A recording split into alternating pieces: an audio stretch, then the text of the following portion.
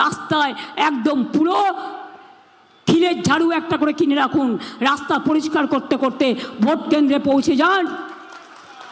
EVM machine খারাপ হলে ওই মেশিনে ভোট করবেন না, চিক ঢুকিয়ে দেবে, নিয়ে বিজেপিতে সব ভোট ফেলে দেবে। ইভিএম মেশিন খারাপ হলে নতুন মেশিন আনবেন। মা ভাই বোনেরা অনেক লাইন দিয়েছেন, একদিন অপেক্ষা করতে হবে আপনার নিজের ভবিষ্যতের জন্য। কাউন্টিং ওরা স্লো কাউন্টিং করবে এবং স্লো ইলেকশানে ভোটিং করবে। কাউন্টিংয়ে প্রথমে রটিয়ে দেবে বিজেপি জিতছে। একদম বিশ্বাস করবেন না।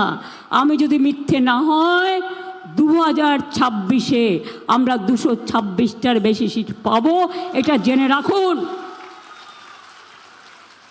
ওই দিল্লির ফোর্স দিয়ে আর দিল্লি কা লাড্ডু দিয়ে বাংলাকে দখল করা যাবে না। যতই করো হামলা, এবার হবে বদলা।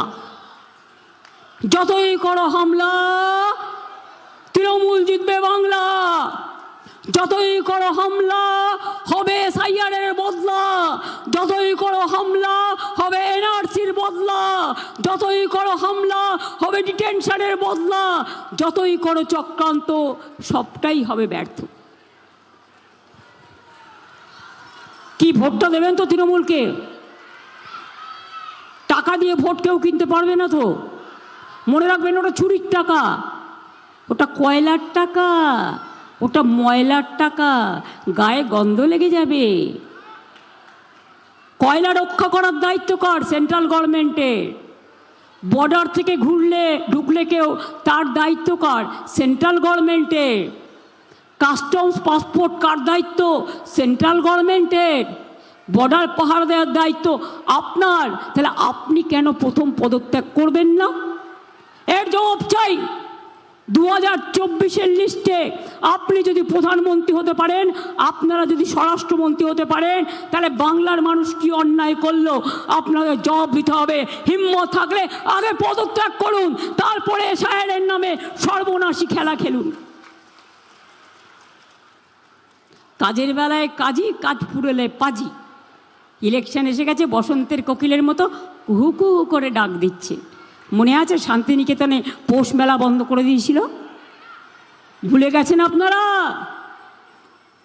দিল্লি থেকে এলো গাই, সাথে এসেছেন মোটা ভাই, আর পাশে আছেন ইডি সিবিআই। সব ছেলেদের থানায় তোলো, ইলেকশন যাতে তৃণমূল করতে না পারে। মেয়েদের পর্যন্ত ছাড়ছে না।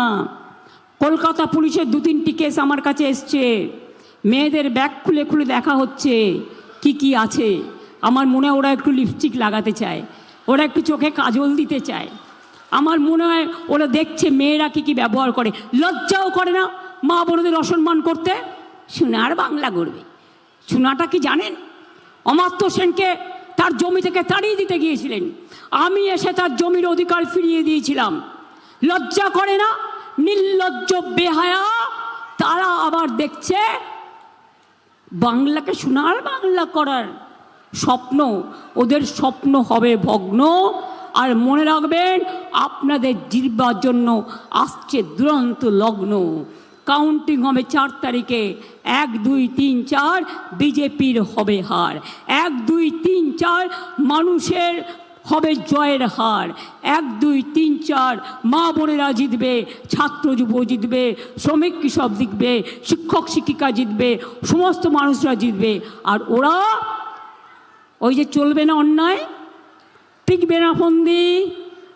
জনগণের আদালতে বিজেপিকে হতে হবে গণতন্ত্রের বন্দী। তৈরি থাকো, প্রস্তুত হও। নাগিনীরা চারিদিকে ফেলিতেছে বিষাক্ত নিঃশ্বাস।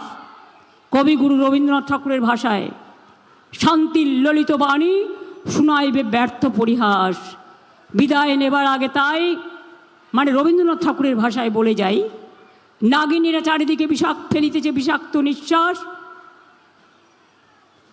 বিদায় নেবার আগে তাই ডাক দিয়ে চাই, দানবের সাথে যারা সংগ্রামের তরে প্রস্তুত হতেছে ঘরে ঘরে।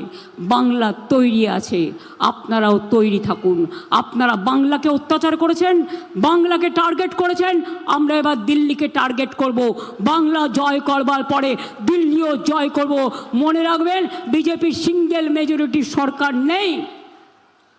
আমি যদি কিছু বুঝে থাকি দিল্লির রাজনীতি, 2026 থেকেই ওদের অধঃপতন শুরু হয়ে গেছে। পতন হবে, পতন হবে, পতন হবে। এরা দেশ থেকে বিদায় নেবে, এটা জেনে রাখুন। এটাই হচ্ছে আসল সত্যি।